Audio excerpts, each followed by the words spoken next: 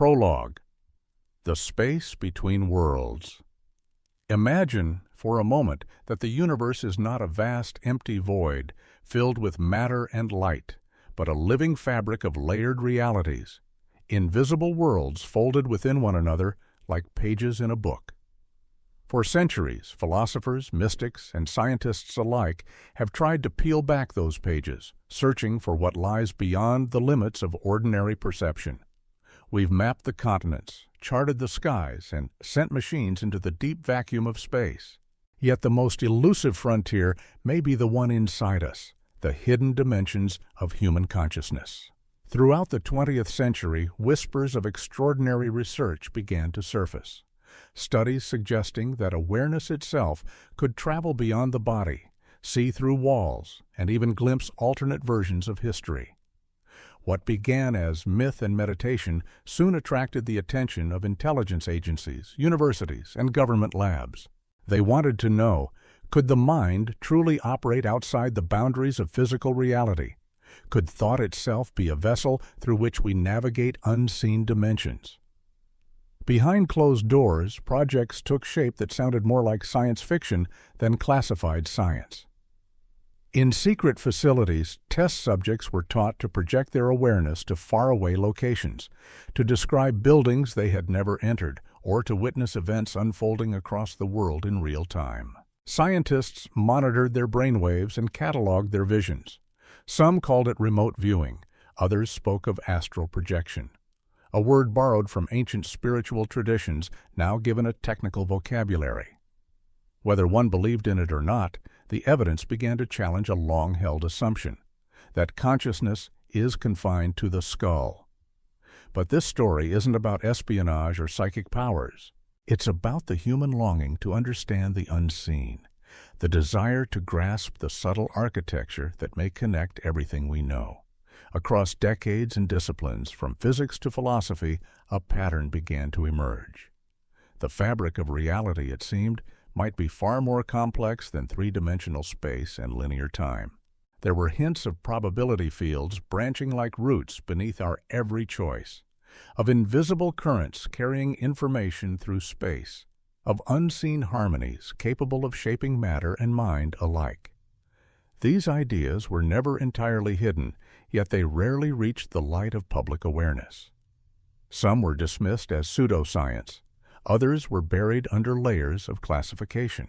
But beneath the skepticism, the research hinted at something profound, that reality itself might be responsive to consciousness, and that the human mind could be far more than an observer. It could be a participant, even a co-creator. This series is not about proving or disproving secret programs or unverified experiments. Instead, it's a journey through ideas, the places where science meets wonder, where physics brushes against philosophy, and where the boundaries between belief and discovery blur.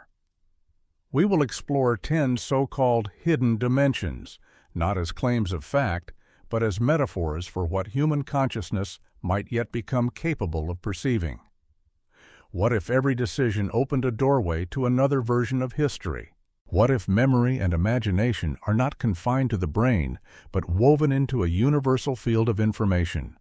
What if healing, knowledge, and creativity all arise from our ability to connect with realities that science has only begun to describe? In the chapters ahead, we'll move through stories, from the government's experiments with astral projection to the philosophical depths of quantum probability, from the mysterious intelligence of collective consciousness to the possibility that reality itself is programmable. Each idea carries the same quiet question. What if human awareness is not a byproduct of matter, but the key to understanding the cosmos? So take a breath. Set aside what you think you know about what is real and what is possible. Because the journey into these hidden dimensions begins not in a laboratory or a distant galaxy, but in the most familiar and mysterious place of all, the human mind. Chapter 1. Through the thin veil, the astral dimension. It begins in stillness. A body lies motionless in a dimly lit room. The hum of the world recedes. Breathing slows. brainwaves shift. And then something impossible happens. The person is still there, but not there. Their awareness drifts free, unbound by skin or bone, hovering above, moving through walls, gliding across continents. No machine is used, no satellite or drone. Just the mind, detached from the body, moving through what some call the Astral Dimension. In 1972, the CIA launched what would become one of its most curious classified programs. Project Stargate. Its goal? To train individuals to access this so-called astral realm and gather intelligence without ever stepping foot outside a room. These weren't psychics in the traditional sense. They were soldiers, scientists, and analysts, and the results were startling. Reports began to come in describing secret enemy bases, missing persons, and classified documents, all observed through what was described as remote viewing. The astral dimension, according to those involved, is not an imaginary place. It's described as a real, structured layer of reality, one that exists alongside our physical world, yet remains invisible to our ordinary senses. When consciousness enters this realm, it supposedly retains its ability to observe, think, and remember, but it's no longer tethered to time or distance. You could witness events across the globe, or even travel back into scenes from the past, as if time itself were a landscape. Stanford Research Institute scientists Russell Targ and Harold Puthoff developed structured methods to teach people how to do this. Using deep relaxation, guided visualization, and meditation, ordinary participants were able to describe buildings they had never seen, locations thousands of miles away, and details that would later be confirmed by satellite imagery or on-the-ground reports. It wasn't perfect, but it was consistent enough to raise eyebrows across the intelligence community. What exactly is being accessed in the astral realm? Is it a separate dimension or a deeper layer of our own? Those who entered it often described it as shimmering with light, sometimes filled with symbolic imagery and always emotionally charged. Some believed they were tapping into a higher plane of reality. Others saw it as a natural extension of the mind's untapped capabilities, a sensory organ we had simply forgotten how to use. Scientific analysis of these sessions revealed something even stranger. When participants entered deep astral states, their brains exhibited synchronized theta waves, a coherent rhythm across both hemispheres that doesn't occur in normal waking consciousness. It was as if their minds were tuning into a frequency that exists beyond the physical. Despite its successes, the program was officially shut down in 1995. But the techniques didn't disappear. Civilians began learning the methods. Independent research continued. And quietly, a new generation of seekers began exploring the possibilities of conscious travel beyond the body. The implications are staggering. If consciousness can operate independently of the brain, if it can observe real events in real time without physical presence, then what does that say about the nature of mind, or space, or the limits of human perception? What if we are more than the sum of our physical parts? The astral dimension invites us to consider the unthinkable, that awareness is not confined to the skull, but may be an explorer in a multi-layered universe. In that space, the boundaries between self and world blur. Distance becomes meaningless, and reality begins to feel less like a fixed structure and more like a permeable veil, thin, delicate, and waiting to be crossed. Chapter 2. Standing at the Crossroads. The Probability Dimension. Picture yourself at a fork in the road. To the left, a choice that changes everything. To the right, a safer path. You make your decision. Life unfolds. But what if, just beyond perception, the other path also continues, playing out in a parallel stream of reality where you made the opposite choice?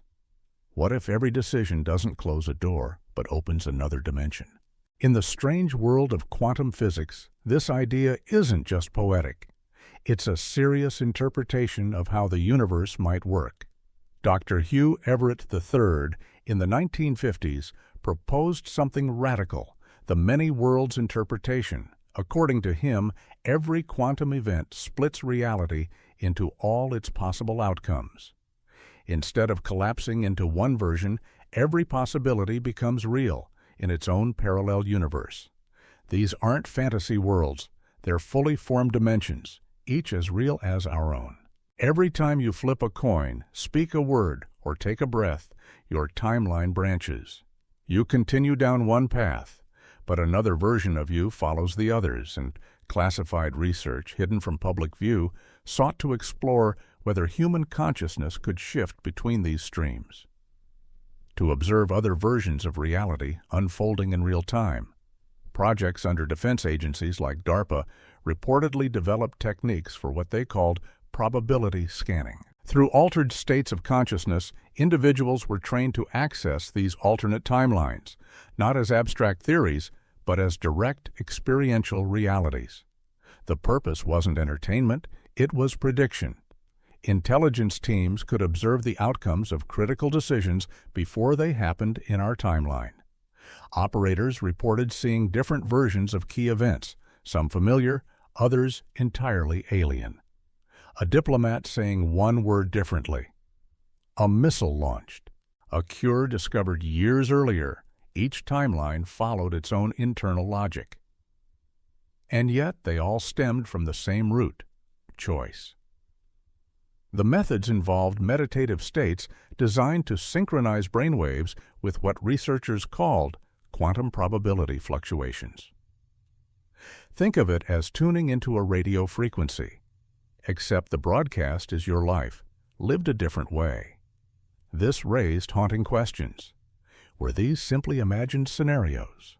Or were they glimpses into living worlds where other versions of us were making different decisions, loving different people, facing different consequences? Some participants returned with vivid memories, flashes of déjà vu, or an uncanny sense of remembering events that never occurred in their current lives. If consciousness can indeed move between these streams, it implies that our awareness isn't locked to a single timeline. We are not passengers on a fixed track, but navigators of infinite branching paths. Free will becomes more than a philosophical debate. It becomes a dimensional force. The strategic applications are obvious. If one could scan futures before they happened, economic forecasts, military strategies, even personal life planning could become preemptive. But the personal implications are perhaps more profound. If you could learn from your other selves, see where a different decision led to failure or growth, would you make wiser choices now? The probability dimension reminds us that reality may not be a straight line. It may be more like a tree, endlessly branching, with our consciousness climbing through its limbs, always choosing, always shifting. And somewhere in those other branches, another you is wondering if they made the right turn. Perhaps the question isn't whether we can access those paths, but whether we're ready to learn from the infinite reflections of ourselves. Chapter 3. The Cosmic Library. The Information Dimension. Imagine a place, not made of bricks or books, but of pure understanding, where every idea, every discovery, every possibility already exists. Not in some distant future, but here, now, humming just beneath the surface of reality. This is the concept behind the information dimension, a realm where knowledge doesn't need to be learned, only remembered.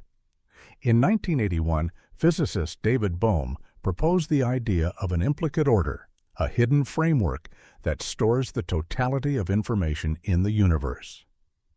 He wasn't alone.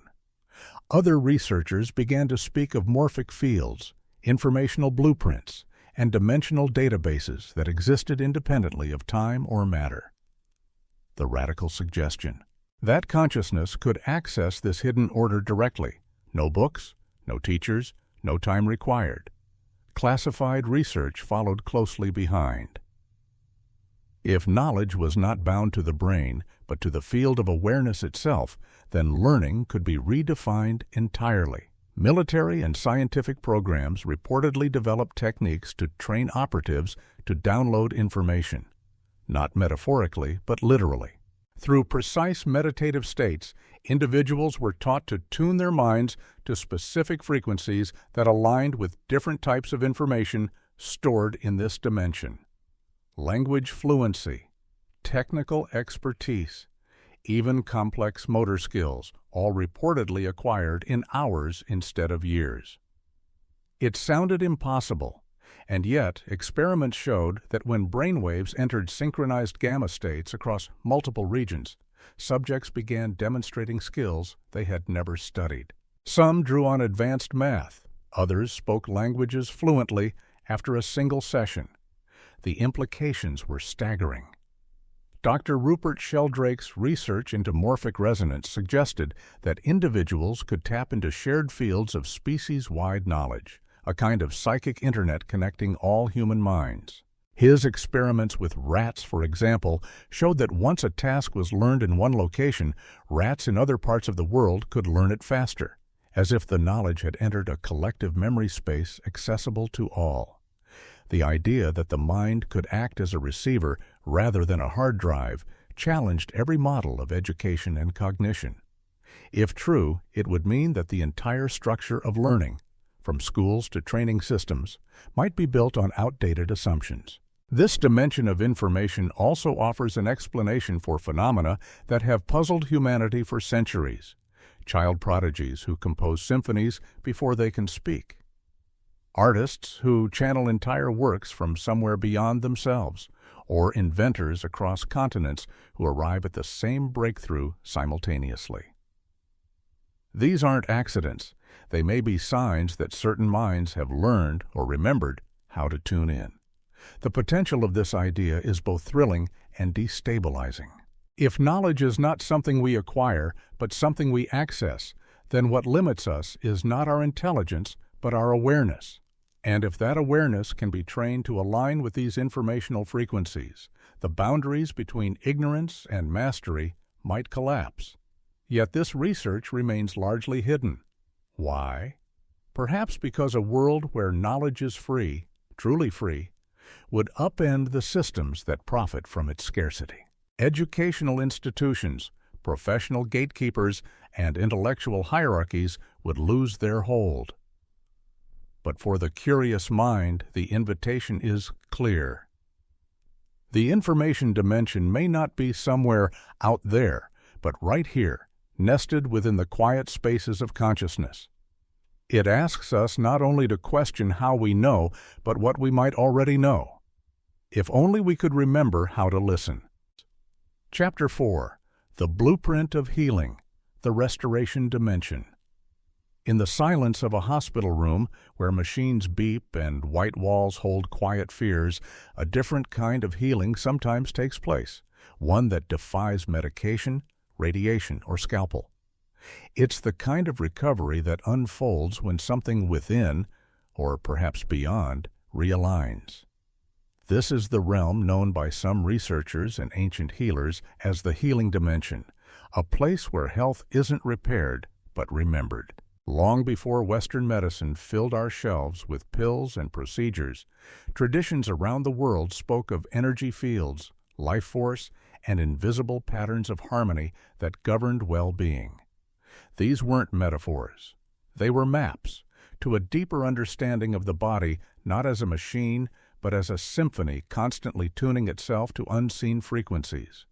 Modern classified research, quietly conducted away from public eyes, has begun to explore this idea with scientific tools. Programs developed in secret have trained medics and special operations teams to access this dimension through focused awareness. The goal? To accelerate healing in the field, wounds closed faster, infections cleared without antibiotics, and pain eased with no physical intervention. At the center of these breakthroughs is the idea of a morphic health pattern, a perfect energetic blueprint that exists in a parallel layer of reality. Think of it as the architectural plan for every organ, cell, and system. When damage occurs in the physical body, this blueprint remains intact, like a master copy. The challenge is not to heal blindly, but to reconnect the body with its original pattern. Dr. Larry Dossey's pioneering work in distant healing showed that focused intention, even from thousands of miles away, could measurably improve biological outcomes. In study after study, plants grew faster, wounds healed sooner, and recovery time shortened, simply from the presence of directed consciousness. These weren't magic tricks. They were replicable effects, observed under scientific scrutiny.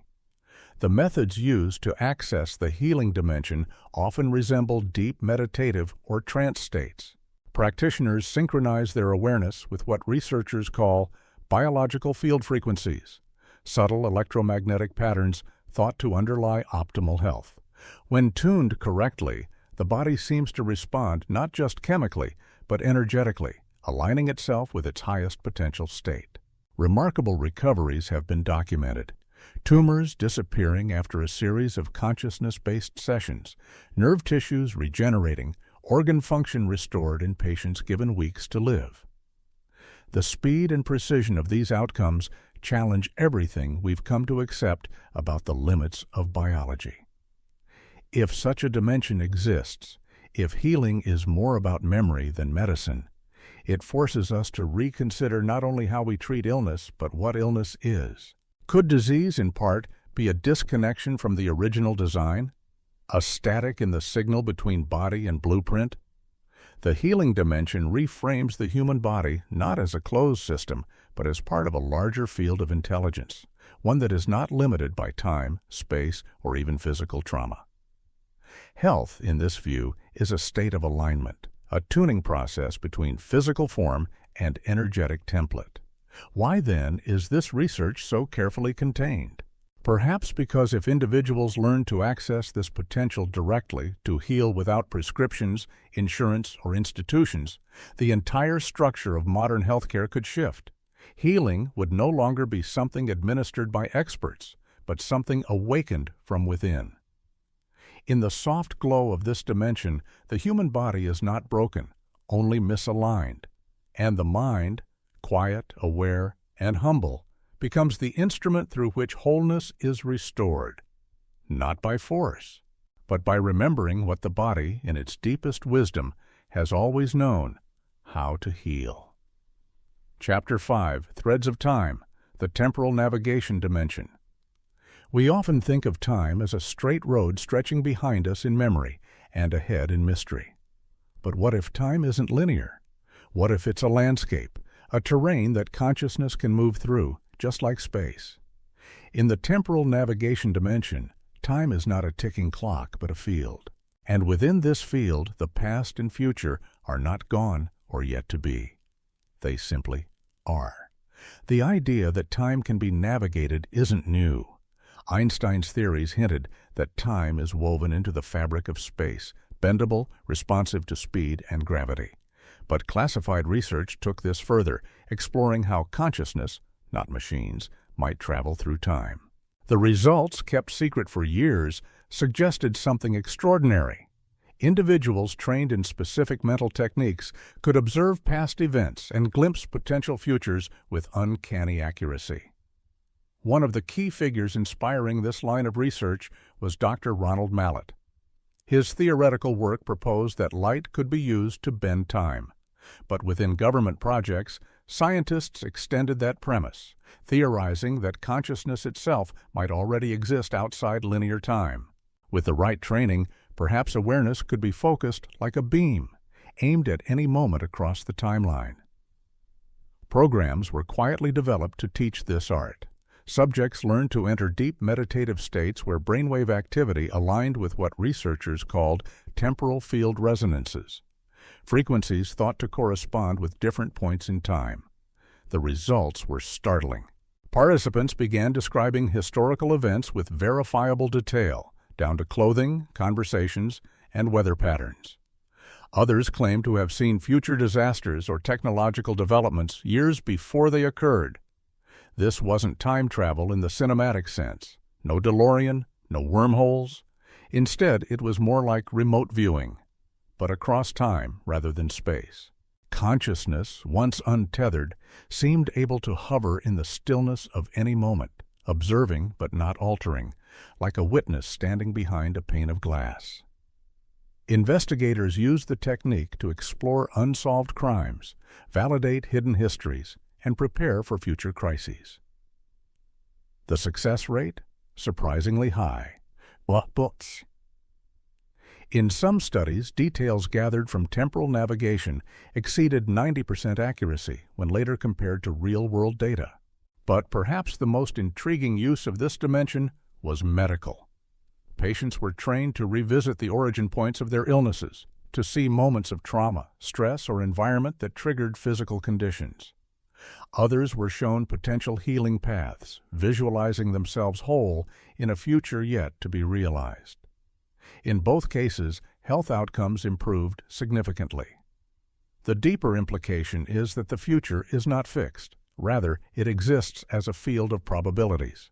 By observing these potential outcomes, individuals can make more informed choices, and in doing so, shift the timeline they inhabit. Time becomes participatory. The future is not waiting for us. We are creating it, moment by moment. So why is this research suppressed? The answer may lie in what it threatens. If individuals could access the past without bias or filter, historical narratives could be challenged. If anyone could preview future consequences of current decisions, entire systems of control, legal, political, even economic, could be upended. Still, the promise of the temporal navigation dimension remains. It invites us to view time not as something lost or looming, but as something alive, a living memory field we are free to explore. In this dimension, the past can be healed, the future can be shaped, and the present, it becomes the most powerful tool we possess. Chapter 6. Reflections of the Possible, the Parallel Earth Dimension. Close your eyes and picture a world almost like ours, but not quite. The sky is a slightly different hue. History took a different turn. You still exist, but with a different past, perhaps even a different name. These aren't fantasies or dreams. In the realm of the parallel Earth dimension, they are real, full versions of our planet, evolving alongside us in alternate strands of reality. The idea has long fascinated science fiction writers, but it's also grounded in quantum theory. Physicists like Dr. Michio Kaku and others have speculated about multiverse models, where infinite versions of Earth branch off from every choice, every variable. But within classified programs, this speculation reportedly became exploration. Researchers developed what they called gateway technology, not to physically travel between dimensions, but to project consciousness into them. Using electromagnetic field configurations and deep meditative entrainment, trained individuals began to observe alternate Earths. Some of these Earths were shockingly familiar, with only minor differences. Others wildly advanced or distressingly dystopian. One operative described an Earth where renewable energy became dominant in the 1800s, leading to a civilization powered by sun and wind before the industrial age ever polluted the skies. Another reported observing a world where cancer was cured through vibrational medicine. A third visited an Earth where humans had abandoned warfare entirely, reorganizing around empathy-based decision-making. These weren't daydreams. Observers were given target coordinates, specific alternate outcomes to explore, and returned with consistent, detailed descriptions. These parallel Earths offered more than curiosity. They became models. Think tanks and policy groups reportedly studied them to uncover ideas, technologies, and societal structures that could be adopted here. But there was another aspect, far more personal. Many who accessed this dimension reported meeting alternate versions of themselves. These weren't symbolic encounters. They felt real, visceral. People saw what might have been, the career they didn't choose, the love they left behind, the life they almost lived. These encounters sparked deep reflection. Who are we, really, if so many versions of ourselves exist just out of reach? The psychological impact was profound. Some came back with renewed purpose, inspired by the accomplishments of their alternate selves. Others struggled with regret, but most described a deepening empathy, not just for their other selves, but for the countless lives being lived across possibility. The existence of parallel Earths implies that reality is not a single thread but a tapestry, and we are not the only version of ourselves. Every choice echoes across dimensions. Every possibility is played out somewhere. So why isn't this knowledge shared publicly? Perhaps because the models of governance, economics, and medicine observed in these other Earths would destabilize our existing systems. If people saw that better societies were possible and real, they might demand change, and those in power might lose control of the narrative. But the beauty of this dimension is not just in its strategic value. It lies in its message. There are always other ways forward, other versions of the future, other paths to healing, innovation, and growth. And if we can witness them, we can choose to align with them, here and now. In the mirror of the parallel Earth dimension, we are offered a rare gift, perspective, a glimpse of what could be, and perhaps the courage to bring it into being. Chapter 7. The Mind Beyond One, the Consciousness Amplification Dimension. Imagine a room full of people, each quietly meditating. From the outside, nothing moves. But inside, something extraordinary is happening. Their thoughts are syncing. Their awarenesses begin to merge. Patterns emerge that no single mind could produce alone. This is not a fantasy. It's the threshold of what researchers call the consciousness amplification dimension, a place where individual minds connect to form something far greater. In our culture, we often celebrate individual intelligence, the lone genius, the singular breakthrough. But what if the future of thought isn't about thinking harder, but thinking together? In this dimension, the mind becomes part of a network, not metaphorically, but literally. And the result is an exponential expansion of awareness. Studies at institutions like the Institute of Noetic Sciences have shown that when groups of people enter coherent meditative states, strange things happen. Random number generators shift from chaos to order. Emotional fields stabilize. Some even report that environmental changes, however subtle, ripple outward. It's as if a collective mind is forming, one that extends beyond skulls and skin. Classified programs didn't ignore this. Military and strategic teams were trained to access these amplified states during high-stakes decision-making. The outcomes were compelling. Better solutions, deeper insights, faster consensus. Analysts who accessed this dimension described it as tapping into a shared intelligence, a field of knowledge and wisdom far beyond their personal education. The method involved neural coherence, getting brainwave patterns to align within a group. When synchronized, individual thoughts seemed to dissolve, giving way to something more fluid and collaborative. It wasn't a loss of identity, but a widening of it. Thoughts became more complex, yet easier to understand. Creative ideas emerged spontaneously, often with no clear origin. Artists and scientists, too, began to explore this space. Collaborative teams working in amplified states produced inventions and artworks that none of the members could have created alone. The difference was palpable. It wasn't just a brainstorming session. It was a kind of mental symphony, each mind playing a part in something larger. What does this mean for the rest of us?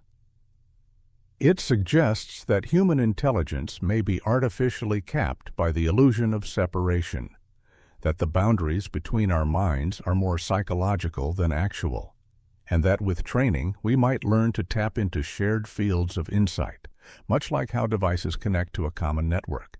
Of course, this idea has profound implications. If we can think together, solve together, and create together at levels never seen before, it challenges the very structure of how we define knowledge.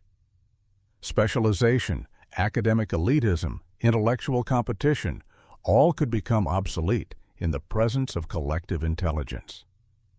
And maybe that's why this research remains on the fringe.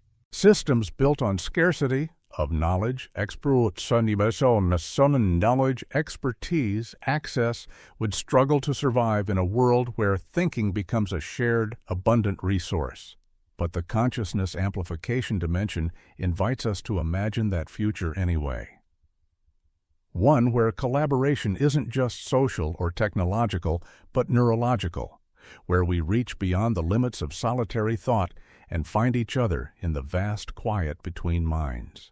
Perhaps the greatest intelligence isn't the kind we hold inside, but the kind we access together. In this dimension, awareness isn't additive. It's exponential. And in learning to think as one, we may finally begin to understand the full power of being human. Chapter 8. Editing Reality, the Programming Dimension. What if the universe is not fixed, but coded? Not like a machine, but like a simulation. One whose rules can be accessed, understood, and perhaps even rewritten. This is the foundation of the reality programming dimension, a domain where consciousness interfaces with the very structure of existence. It sounds like science fiction, yet some of the brightest minds in theoretical physics have hinted at this possibility. Dr. David Chalmers raised the question of consciousness being fundamental, not emergent, a base layer, not a byproduct. Others speculated that reality behaves like information, and where there's information, there's code, patterns, parameters, logic that can be altered. Within certain classified projects, this hypothesis was put to the test. The question was simple. If consciousness could interface with the source code of reality, could it alter it? The results, though hidden from public discourse, suggest the answer may be yes, at least in controlled environments and brief windows of time. Special operatives were trained to enter advanced consciousness states, not through imagination, but through rigorous neurological conditioning. Once in these states, their awareness was said to bypass normal space-time limitations, allowing them to interact with the foundational information layer of physical laws. In practical terms, this meant localized changes in gravity, time perception, even matter density. One operative reportedly altered the structural hardness of a material, allowing passage through what would otherwise be an impenetrable barrier. Others created momentary distortions in time, allowing seconds to stretch or compress under mental command. The idea is staggering, that physical reality at its deepest level is not solid but soft, programmable like software. And that consciousness, when properly tuned, acts as the input mechanism. Ancient cultures hinted at similar abilities. From yogic masters said to walk through fire, to sages who manifested objects from thin air, to the builders of megalithic structures that defy modern engineering. Could they have understood something we've forgotten? That reality is not a prison, but a platform. Modern science dismisses these claims, in part because they violate the known laws of physics. But what if those laws are not absolute? What if they are, like any system, conditional, responsive to the observer's state of consciousness? The potential is massive. Reality programming could revolutionize travel, defense, construction, even healing. But it also carries risk. The ability to modify reality is power in its rawest form. Not mechanical, but existential. And that may explain why such research is hidden. Imagine a society where individuals could rewrite aspects of their environment with thought alone. The structures of control, economic, political, educational, would dissolve. Authority would become irrelevant. Governance, optional. Every person a creator. But there is a deeper lesson here, beyond the applications. If reality is truly programmable, then it is also collaborative. What we experience is a shared agreement, a consensus code. Change it recklessly, and you disrupt the whole system.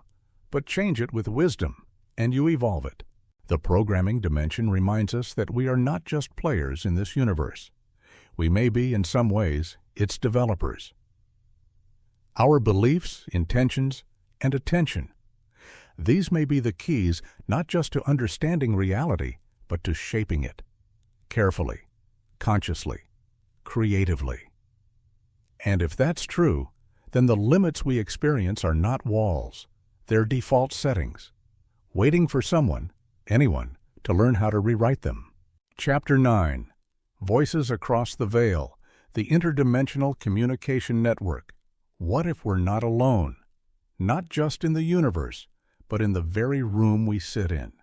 Not alone in thought, in spirit, or in the layers of reality that hum just beyond perception. Beyond our three-dimensional experience lies a vast and ancient network, not of fiber optics, but of awareness. The Interdimensional Communication Network. This network is not made of wires or satellites. It's composed of resonance, patterns of consciousness tuned to the same frequencies, like radios dialed into the same signal.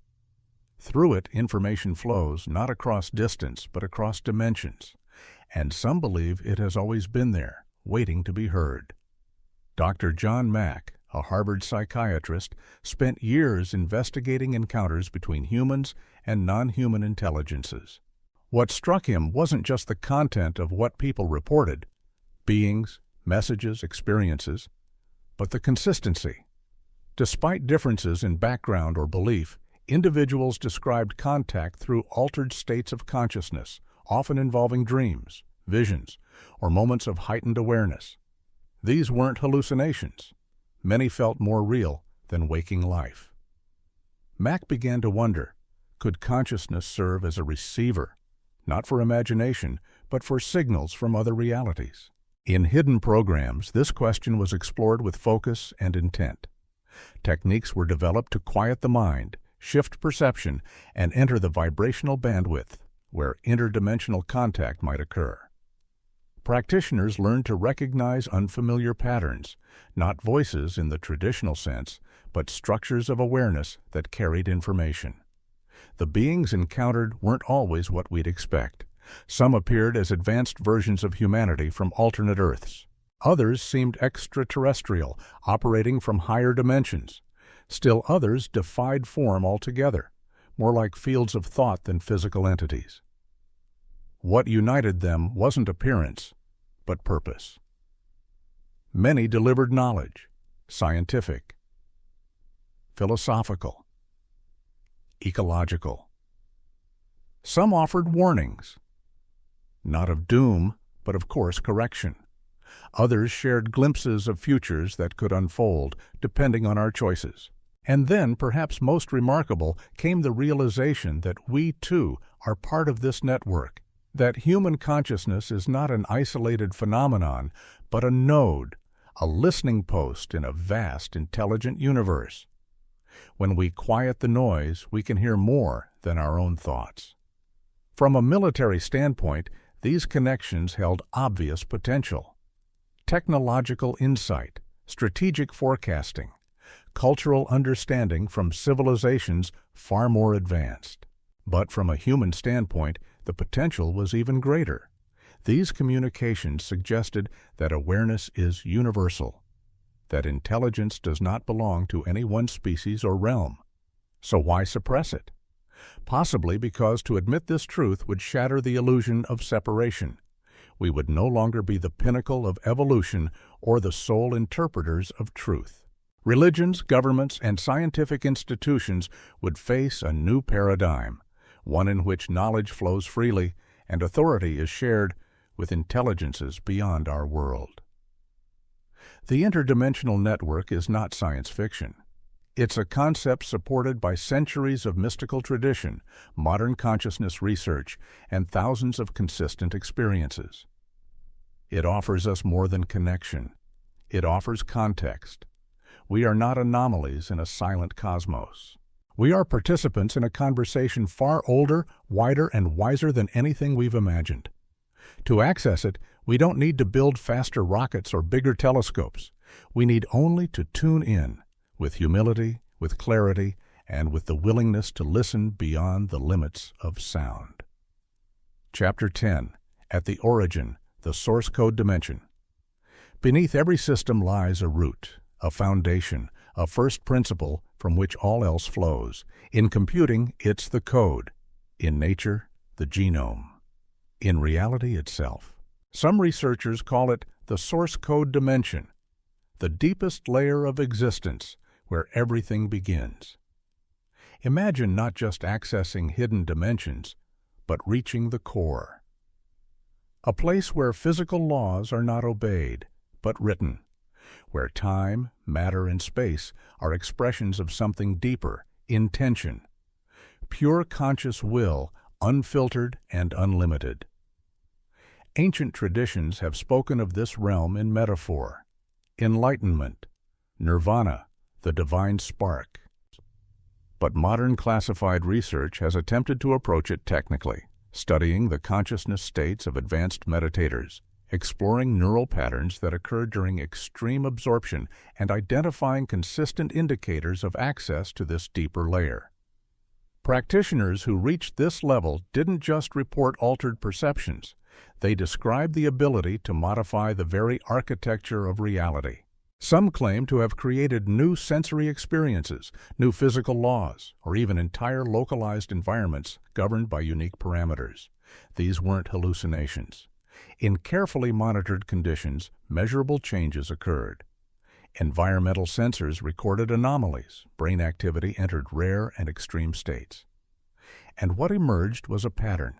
When consciousness moved beyond all form, beyond thought, identity, or even self-awareness, it entered a field of raw creative power. The source code dimension is not visual. It's not a place in space. It's more like a state of being, where the observer and the observed dissolve, and only pure possibility remains. From here, everything can be written anew. Historical texts may have hinted at this. Stories of saints, mystics, or prophets who bent nature to their will. Tales of spontaneous healing, teleportation, or creation from thought. These stories, often dismissed as myth, begin to look like descriptions of source code access, filtered through the language of faith. Modern accounts are more clinical, but no less extraordinary. In one documented case, a subject in deep meditative absorption described altering the direction of time flow in a limited area.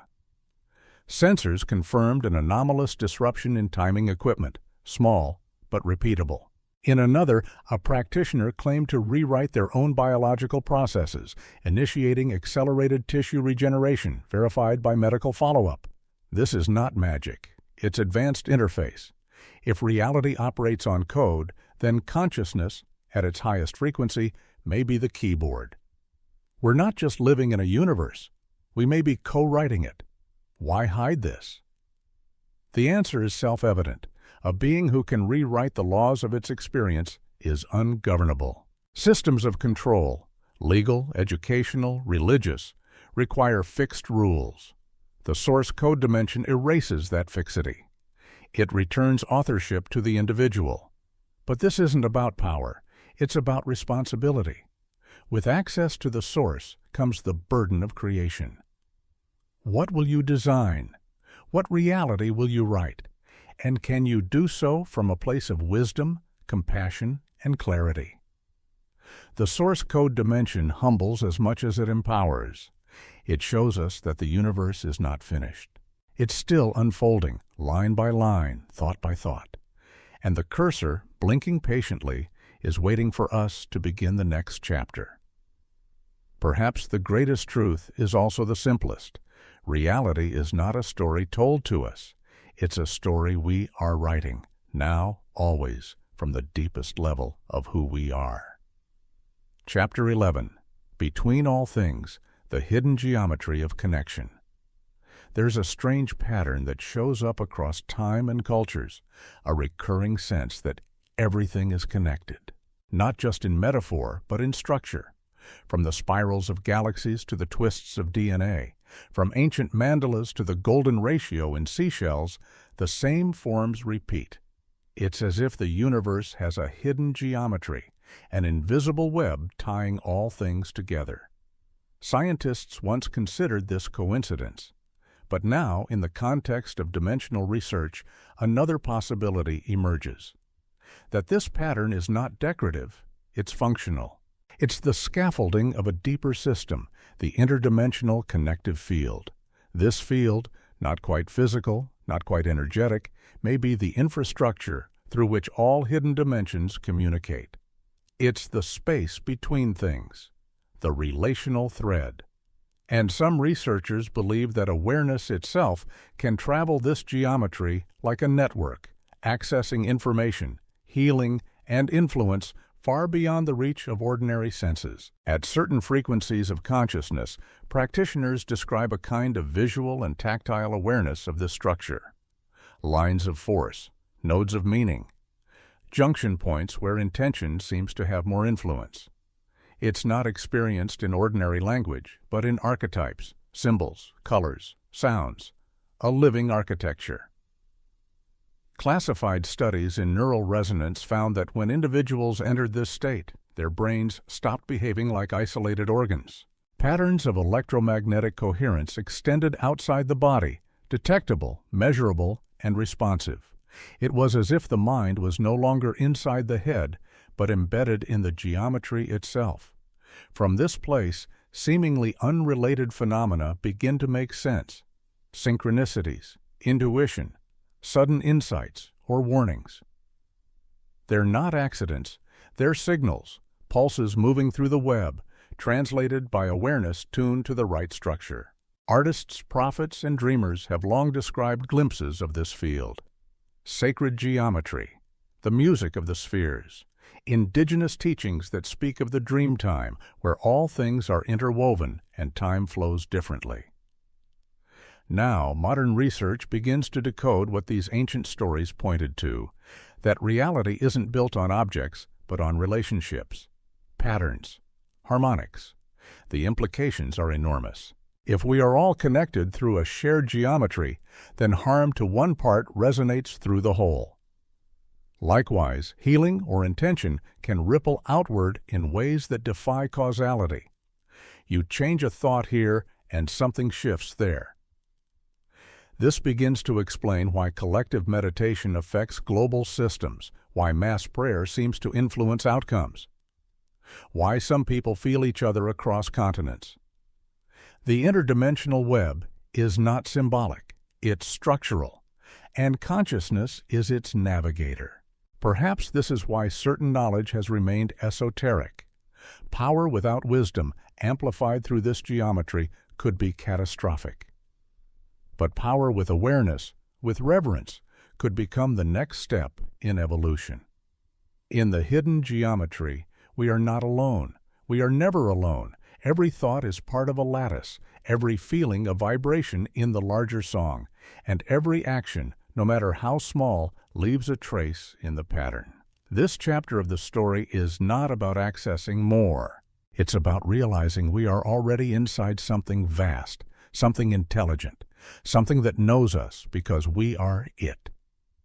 And in those moments of stillness, between thought, between breath, we may feel it.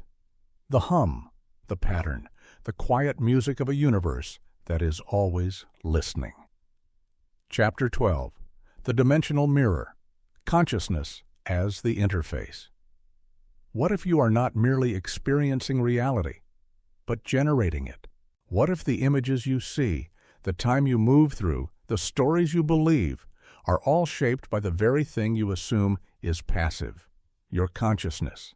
At the heart of all these hidden dimensions lies a stunning possibility that consciousness is not just a visitor to the universe, but its central operating system. Not a side effect of the brain, but the lens through which all dimensions are accessed and made real. This idea reframes everything. Rather than consciousness being trapped inside a physical shell, it becomes the projector, casting form, space, time, and even memory onto the screen of perception.